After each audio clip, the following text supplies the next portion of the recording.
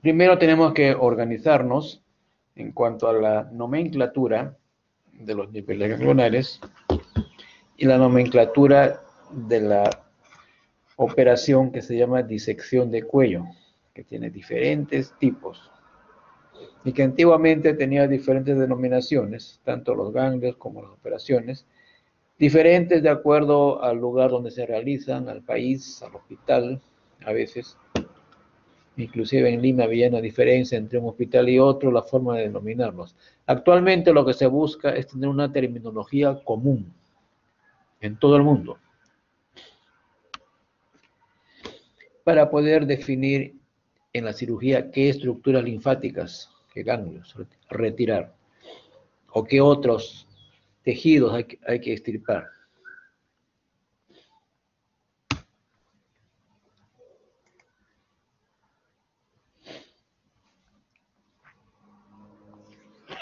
La disección de cuello, igual.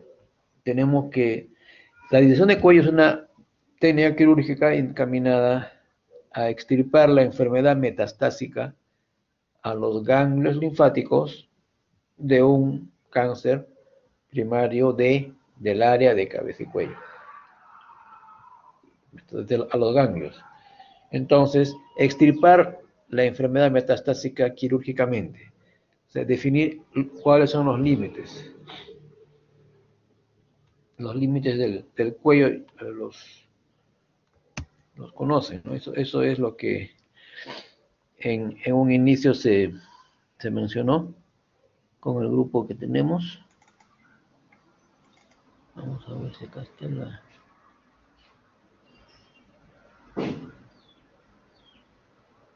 Espera un ratito, ¿dónde estamos?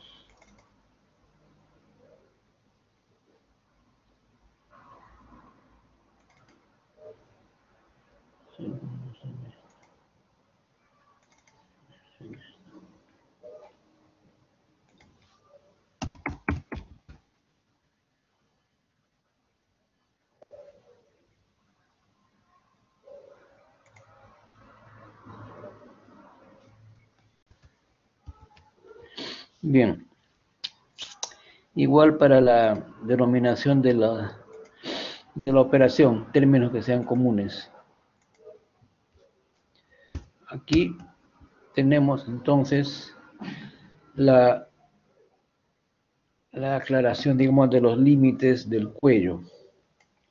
Esto ya lo han visto en otra clase también, ¿no? La línea verde que está mostrándose es el límite posterior del cuello y hasta ahí debe llegar, en principio, la disección de cuello, por definición. Por delante de esa línea es lo que se llama cuello visceral. Por detrás sería el cuello muscular o la nuca. Y ahí ya no hay mayormente disección de cuello. El límite inferior y superior, bueno, es fácil de reconocer. La línea negra es la clavícula, desde la línea acromioclavicular, el borde de la clavícula, hasta la escotosa suprasternal, igual al otro lado, y hacia atrás se continúa una línea hacia la séptima cervical, hacia el otro lado. Ese sería el límite inferior del cuello. El límite superior, principalmente el borde de la mandíbula, el reborde mandibular, la apófisis mastoides y la línea occipital posterior. Pero lo que está entre estas líneas en el dibujo es el cuello donde se encuentran los ganglios linfáticos. Entonces, eso vamos a ser, bueno, rojo es la línea media, ¿no? A nivel acá, periparotidio, hay una aclaración que hay que hacer. Según les ha mostrado también la doctora en su clase, ¿no? La línea continúa hacia arriba, acá. Corresponde a lo que es la cola de la parótida, también corresponde al cuello.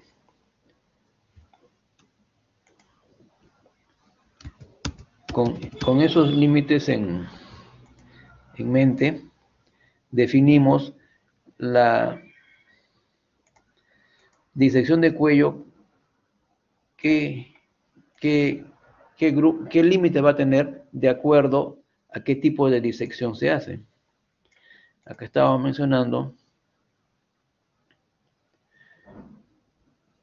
en el número 6, facilitar una clasificación basada en la biología de las metástasis cervicales y en los principios de la cirugía oncológica. La biología, ¿cómo se disemina un tumor? Porque antiguamente, o en otros países, inclusive en Lima, ¿no? En otros hospitales se podía decir que el número 1 estaba acá abajo, el número 2 al costado, por decir. O así era. Actualmente se ha definido, empecemos de arriba hacia abajo porque es la dirección en que se va a ir diseminando, va progresando la enfermedad neoplásica. Por eso tenemos ahora el número 1 es arriba, número 3 al medio, número 4 abajo. Así en forma general. Y los principios de la cirugía oncológica, que significa extirpar una lesión tumoral en bloque total y con márgenes de seguridad. No solamente el tumor, sino rodeado por tejido aparentemente sano.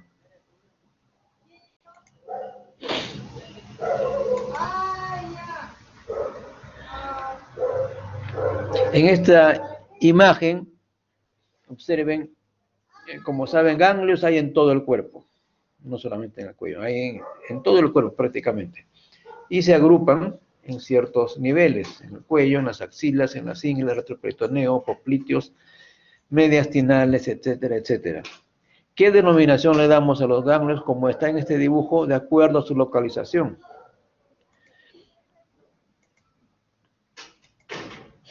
Entonces, así es como tienen ganglios, por ejemplo, parotídeos, preauriculares, submentonianos, suboccipitales, estos están parotídeos, carotídeos, etc. Es una forma de definir dónde se encuentran y es válido, cara y cuello. Nosotros, con fines oncológicos, con fines de la disección del cuello, los clasificamos con números romanos, los agrupamos. 1, 2, 3, 4 números romanos, empezando de la parte más alta. En este otro dibujo observen la diferencia que hay entre los tamaño de los ganglios. Hay unos más grandes, otros más pequeños. Normalmente, recuerden su primera clase teórica del capítulo, los ganglios no se palpan, no se ven, salvo que sean personas muy adelgazadas y podrían verse. Tienen una consistencia blanda. Ustedes saben que están a lo largo de los vasos linfáticos, son parte del sistema inmune. Aplanados, pequeños, menos de 1 centímetro. En algunos casos se palpan, generalmente no.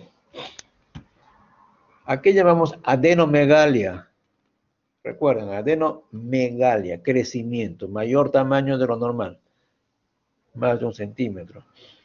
Además, pueden cambiar su forma, ya no son aplanados como una lenteja, se ponen esféricos, más redondeados, aumenta de consistencia,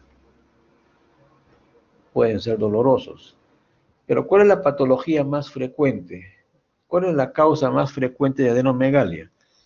Recuerden su clase, las adenitis.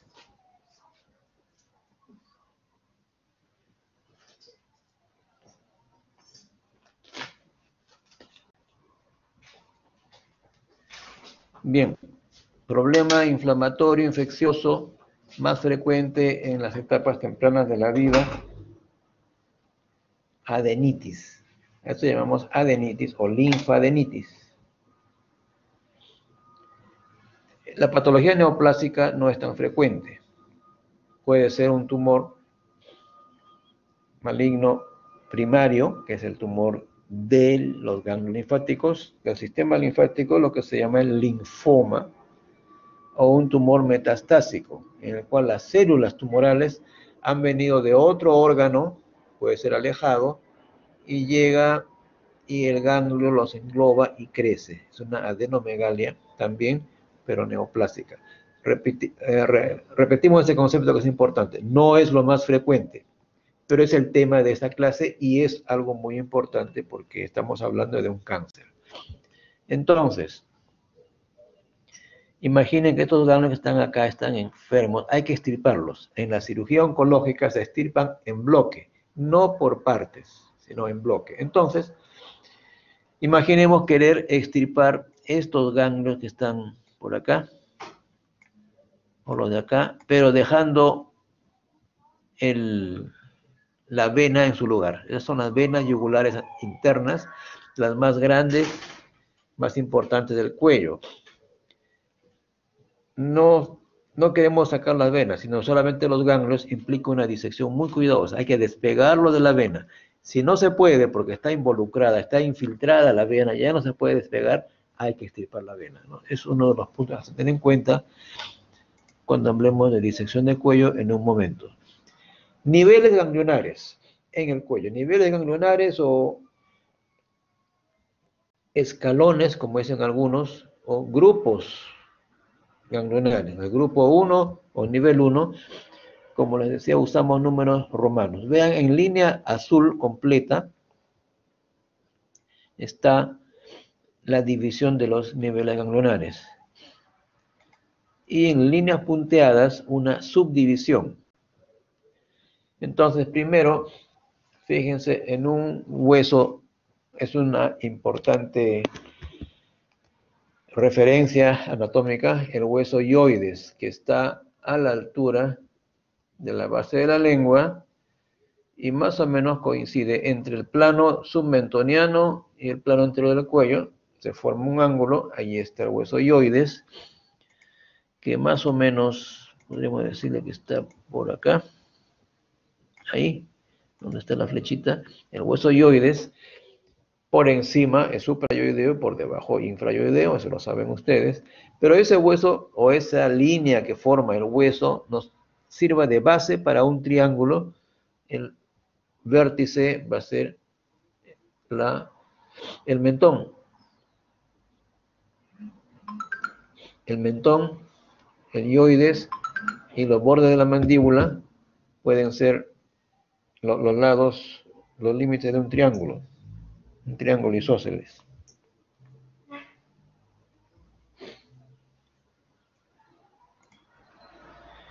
Línea punteada, observen aquí en el nivel 1, es el vientre anterior del digástrico.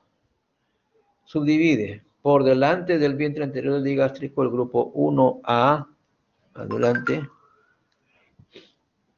y el 1B que está detrás. A ver, veamos la definición. Grupo submentoniano sería el 1A y 1B, el submandibular o submaxilar.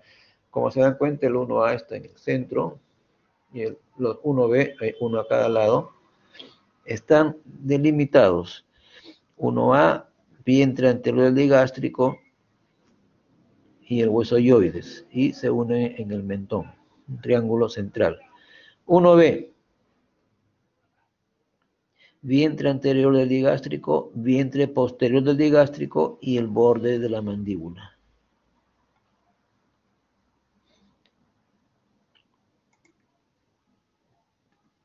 Grupo 2, o nivel 2, hacia atrás, es un grupo bien alto, el más alto del cuello. Grupo yugular superior y yúgulo digástrico. También ahí está, vean, hay una línea punteada que delimita o señala más o menos la posición del nervio espinal. Recuerden, nervio espinal accesorio o nervio undécimo, nervio craneal, nervio motor. Sale de su origen, que conocen ustedes, en la base del cráneo, recorre en profundidad este grupo 2. Acá le dicen que es un espacio submuscular, porque está cubierto por músculos, no se palpa tan fácilmente. El trayecto de la espinal subdivide en nivel 2A, el que está por delante, como está en el dibujo, y nivel 2B, el que está por detrás del espinal. Nervio espinal, nervio motor. Acá da una rama para el músculo esternocleidomastoideo y luego continúa su trayecto hacia atrás hasta el músculo trapecio. Los límites son desde la altura del hueso hyoides, o más o menos desde la altura de la bifurcación carotídea, por arriba hasta la base del cráneo. Atrás es el borde posterior del músculo esternocleidomastoideo.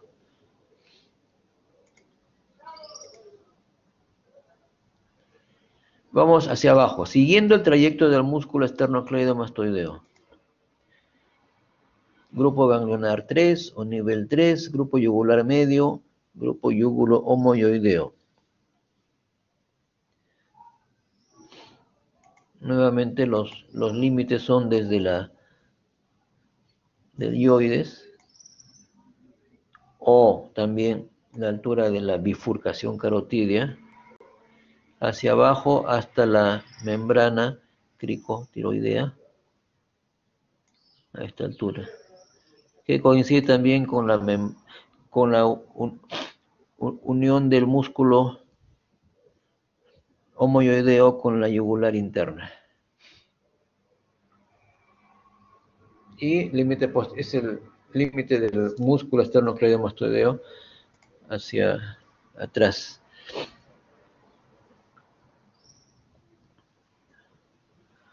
Hacia abajo, nivel 4 o grupo 4. Ahí está el límite, pero en línea punteada está ahora la división. Como saben, el músculo esternocleido en su porción inferior se divide en dos fascículos, de acuerdo a su inserción. Fascículo external, lateral y fascículo external, medial y fascículo clavicular, lateral. Esa línea punteada está demarcando el fascículo external. Por delante está el grupo 4A y por detrás está el grupo 4B. Aquí hay un error. No, bueno, inserción external e inserción clavicular. El límite inferior, hasta acá nomás llega el cuello, dijimos, esa ya es la clavícula y el esternón. Ese es el límite inferior del cuello. Esta es una parte importante, porque aquí en profundidad están vasos importantes. Yugular, subclavia, cervical transverso también llega por ahí. Hacia atrás tenemos un grupo que se llama el triángulo posterior del cuello. Recuerden, el límite va a ser el músculo trapecio. Hasta ahí nomás va a llegar la disección de cuello. Salvo algunos casos que haya que ir más allá, pero es otra cosa. Nivel 5 o grupo 5, que está señalado acá.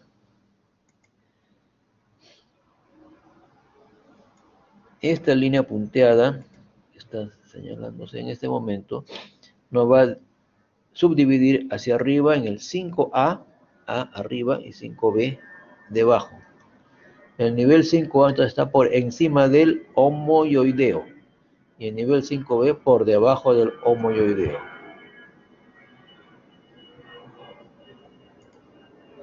A este grupo también se le llama grupo del espinal, el grupo 5A. ¿Por qué? Porque en su trayecto se encuentra la continuación del nervio espinal. Dijimos que sale de la base del cráneo, transcurre por el grupo 2 y continúa por el grupo 5 en forma un poco tortuosa, no es recto, y va a dar ramas para el espinal, para el músculo trapecio. El nervio espinal es un músculo motor que da inervación para mover el hombro. Lesión del espinal va a producir hombro caído, el paciente tiene un hombro más bajo que el otro, y dificultad o imposibilidad para levantar el hombro, para levantar el brazo. Llega a veces a la horizontal, más arriba ya no se puede. Produce también dolor e impotencia funcional, o sea, disfunción motora del hombro.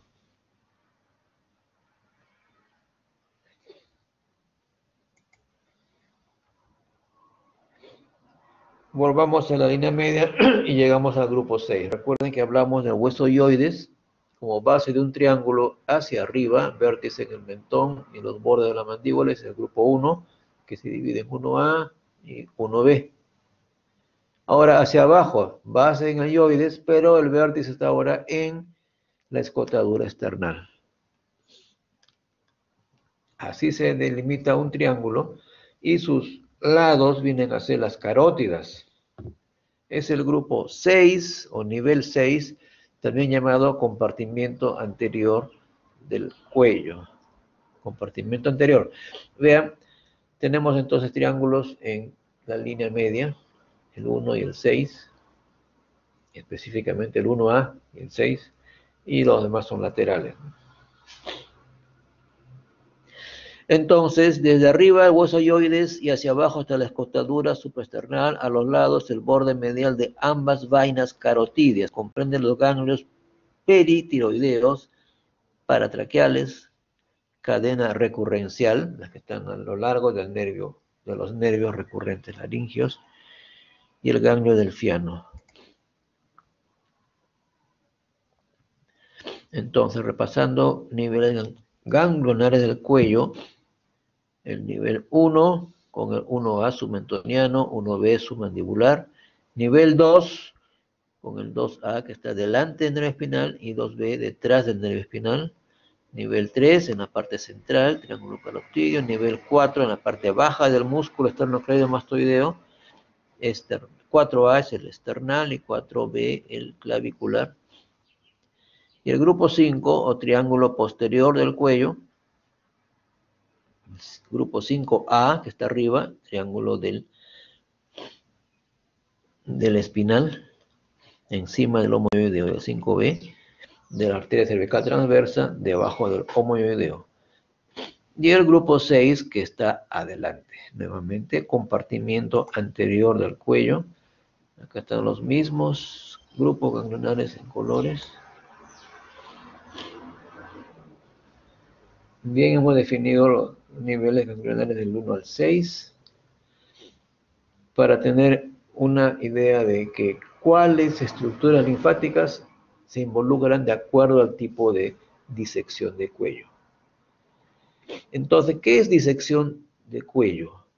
Es un procedimiento quirúrgico encaminado a extirpar, a resecar los grupos ganglionares metastásicos del cuello provenientes de un tumor primario del área de cabeza y cuello.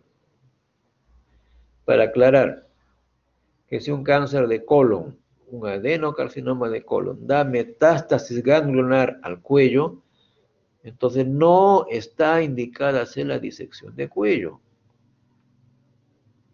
La disección de cuello tiene intención curativa. Queremos curar a un paciente. Y si sea de colon o de cualquier otro órgano por debajo de las clavículas, ha dado metástasis al cuello, es porque ha recorrido todo el cuerpo y ha llegado ahí.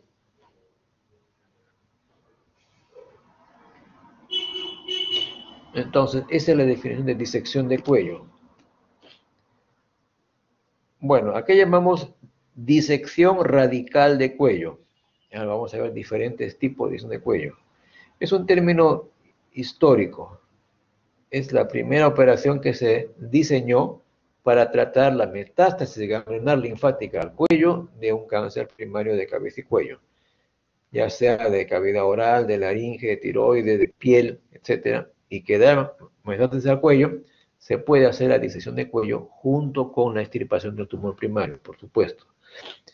Entonces se hacía la operación que consiste en extirpar todo el tejido célulo-ganglionar del cuello, del lado afectado, siempre es lateral, incluyendo dentro del espécimen el músculo esternocleidomastoideo, la vena yugular interna, el nervio espinal, también la cola o la puntita de la parótida, los ganglios de la cola de la parótida y algunas veces la glándula submaxilar. Todo se extirpa en un bloque, no es por partes. Ese es otro principio de la cirugía oncológica que todavía es válido actualmente en el siglo XXI. Se extirpa la enfermedad con bordes de seguridad, o sea, no solamente el tumor, sino todo el tejido que lo rodea, y en bloque, en un solo espécimen quirúrgico, no es por partes. Entonces, esa es la disección radical de cuello. la extirpación de los grupos 1 al 5, incluyendo la vena yugular interna, el músculo esternocleidomastoideo, el nervio espinal, la cola de la parótida. Y que se hacía para todo tipo de tumor metastásico a los ganglios de un tumor de cabeza y cuello. Para todo cáncer se aplicaba este principio. Se empezó a hacer desde la primera mitad del siglo XX. Sin embargo, con el pasar de los años, con los estudios, se demostró que no era necesario ser tan radical y se obtenían los mismos resultados adecuados. Entonces empezaron a hacer modificaciones a la disección radical clásica, a la disección radical histórica. Entonces se llamó disección modificada de cuello a cualquier modificación. Pero se pueden agrupar en tres modificaciones. Tipo 1, cuando se extirpa todo lo mencionado, pero se preserva el nervio espinal, pero se extirpan los grupos ganglionares con el músculo, la vena, manteniendo el nervio en su lugar. Tipo 1, también es bastante mutilante. Tipo 2, preservación del nervio espinal y de la vena yugular interna. Se ha extirpado el músculo y todo lo demás, pero se preservan esos dos, tipo 2.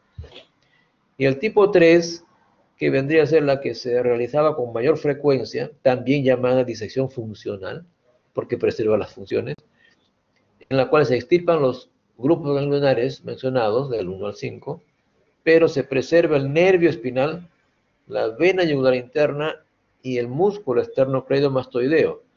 Naturalmente que esto demanda mayor tiempo quirúrgico, una disección más meticulosa, más delicada, pero tiene buenos resultados, se controla la enfermedad neoplásica y se preservan las funciones. El nervio espinal, ya mencionamos, función motora del hombro.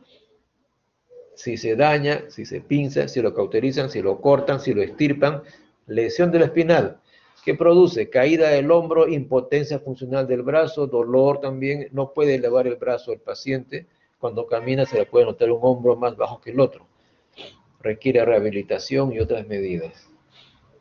¿Qué pasa con la vena yugular interna? La vena principal del cuello, que recorre la sangre de toda la cabeza, el cerebro, de un lado.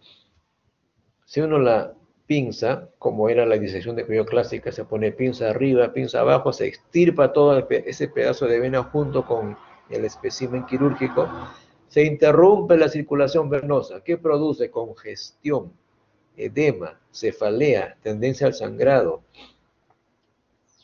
congestión venosa marcada. También es peligroso aquí ligarla bien. Se preserva en la mayoría de casos.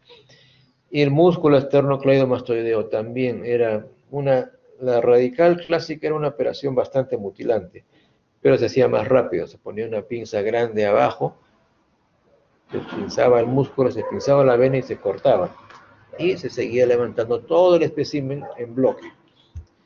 Si no hay músculo esternocleidomastoideo, primero se produce una depresión. El músculo es el que produce cierto contorno, cierto relleno al cuello. Sin el músculo se ve hundido, la piel casi se pega al fondo. Una depresión bastante antiestética. Y el problema funcional, dificultad para el movimiento de la cabeza. Interviene en la lateralidad, en la cabeza, en voltear la cabeza, en levantar el hombro también en cierta forma. Dolor, retracción, cicatrizar. Entonces tenemos la disección modificada tipo 3, preserva estos tres órganos importantes. Otro tipo de disección de cuello, la selectiva, ¿no? Estamos hablando de los grupos ganglionares del 1 al 5, pero la selectiva es aquella que se refiere solamente a algunos grupos ganglionares. Por ejemplo, supraomoioidea, que se refiere a los grupos 1, 2 y 3. Tipo lateral, grupos 2, 3 y 4. Y si además el 5 sería 2, 3, 4 y 5, tipo posterolateral. Y la disección selectiva de compartimiento anterior es la que solamente se refiere al grupo 6, el grupo de compartimiento anterior. Esas son disecciones más pequeñas, más limitadas. Otro tipo de disección de cuello es la disección radical de cuello ampliada. Esto ya es más que la disección de cuello simple. La disección radical de cuello, ya hemos mencionado, es bastante grande, bastante amplia, mutilante. Y si es ampliada, cuando se extirpa algo más, aparte de lo que hemos mencionado. Por ejemplo, un fragmento de piel, un borde de hueso, parte de otro músculo, parte del trapecio, por ejemplo. Es cuando el tumor ya se ha extendido más allá de los límites de la disección radical de cuello. Es bastante mutilante. Eso es cuando el tumor se ha esparcido. Es poco utilizada este tipo de disección. Vamos a ver estas definiciones que hemos hecho. La disección radical de cuello, ya sabemos la definición. Los ganglios de todo el cuello, desde la mandíbula hasta la clavícula, pues, todos los límites del cuello. Entonces, grupos del 1 al 5, el nervio espinal, la yugular interna, la cola de la parótida, los ganglios retrofaringios, espinal, esternocleido y yugular son las tres principales. Y vean cómo queda en ese dibujo, cómo queda el hecho quirúrgico, bastante vacío. En cambio, la disección modificada, vean la diferencia. Aquí está el músculo esternocleidomastoideo en su sitio que le da cierto relieve al cuello. En este caso, se menciona que se hacen todos los grupos ganglionares mencionados, pero se preservan el nervio espinal, la vena yugular y el músculo esternocleido, o sea, es una disección de cuello modificada, tipo 3, la funcional. Es muy usada.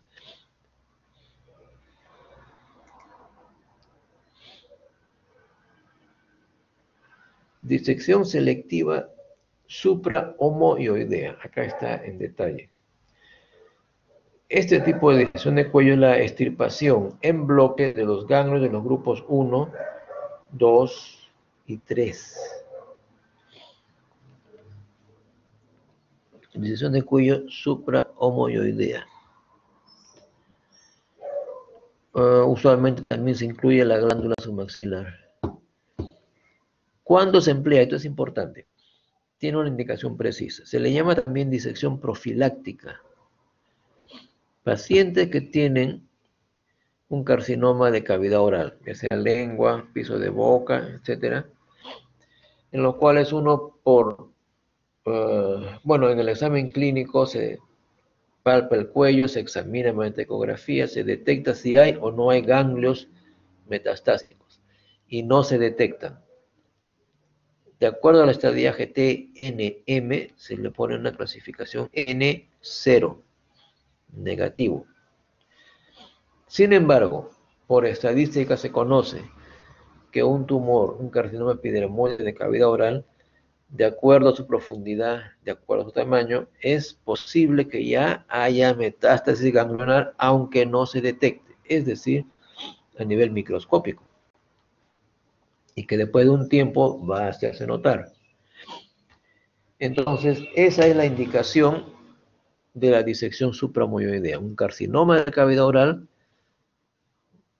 estadiaje N0, pero como no se puede demostrar, pero no se puede negar tampoco, se hace la disección suprahomoioidea en previsión de la aparición posterior de un carcinoma. No aparición, sino que se hace presente, que ya estaba ahí.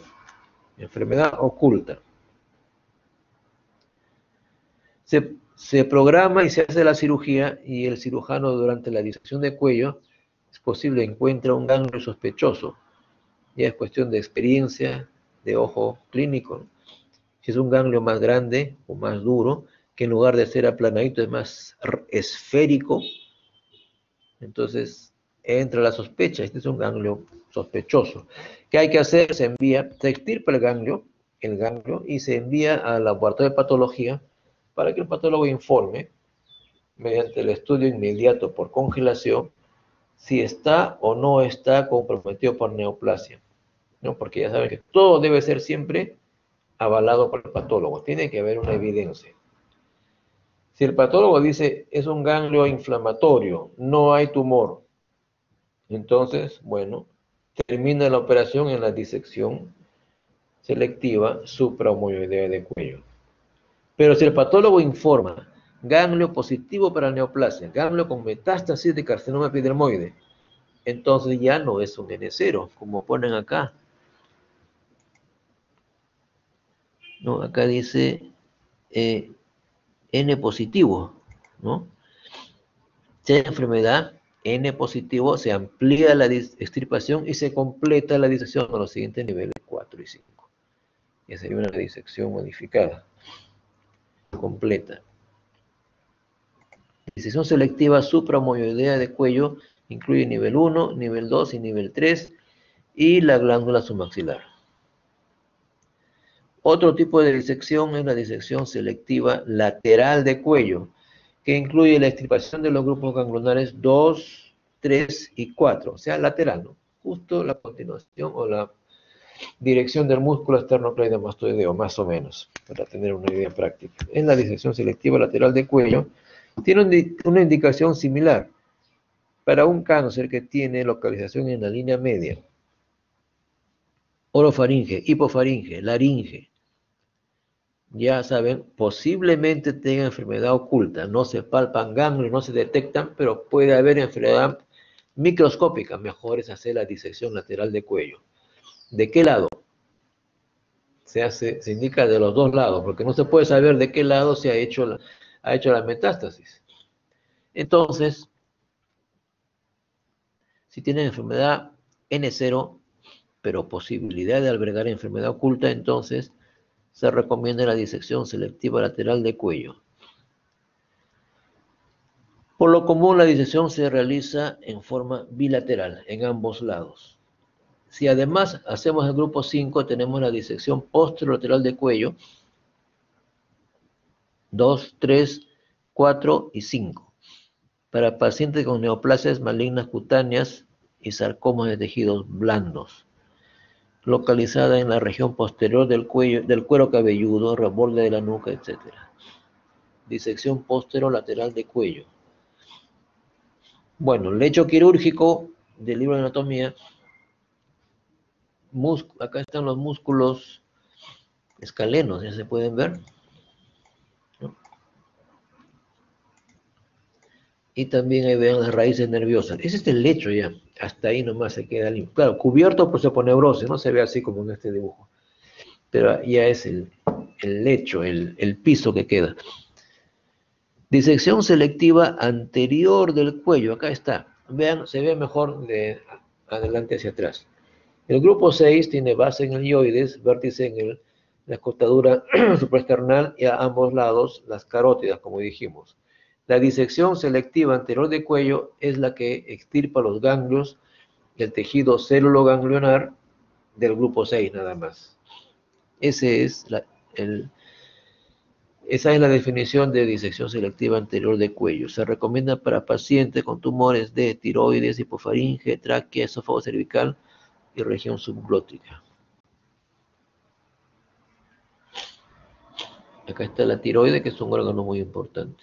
No siempre se hace, pero cuando hay sospecha se hace la disección selectiva del compartimiento anterior. El drenaje linfático, hay que tener en cuenta esto en cuanto a, esto es para ver labio inferior. El drenaje linfático del labio inferior, como se ve en este dibujo, es importante saber, puede ser al mismo lado en que está la lesión o al lado opuesto, o puede ser a ambos lados. Esto es una característica del labio inferior. Si aquí tenemos una lesión neoplástica en el labio, puede dar una metástasis al mismo lado, al otro lado o a ambos lados. A diferencia del labio superior, que solamente da metástasis, o mejor dicho, puede dar metástasis al mismo lado en que está. No es cruzado. El labio inferior sí. Recuerden esa característica tan interesante. Esto es una gran metástasis de la tiroides, que ha desviado la tráquea, vean, a un lado. Ayuda diagnóstica a la tomografía. La disección de cuello. La extirpación en bloque de los grupos ganglionares del lado involucrado del cuello de un tumor primario de cabeza y cuello. Es decir, es un campo operatorio bien amplio. Se requiere una gran exposición. Hay varias formas de acceder, varios tipos de incisión. La incisión de McPhee, como está en este dibujo, dos incisiones paralelas. Muy buena, muy usada también en Rebagliati hace algunos años, ya no se usa. Es muy cosmética, porque toda horizontal es bien cosmética, pero se forma un colgajo que hay que levantar hacia arriba, bajarlo para ir operando. Esa es cierta dificultad. Otro ejemplo es por ejemplo, cáncer de tiroides, que tiene una parte horizontal y una parte vertical o oblicua para la tiroides y para el cuello. Esta incisión se puede complementar también con otra parte, digamos así, en esta forma, una perpendicular, para tener una buena exposición. Recuerden, hay que tener una gran exposición porque el campo es bien amplio. Entonces, la primera parte es la incisión y después se decolan los colgajos para abrir como un libro. Y aquí tenemos entonces una parte de la disección de cuello.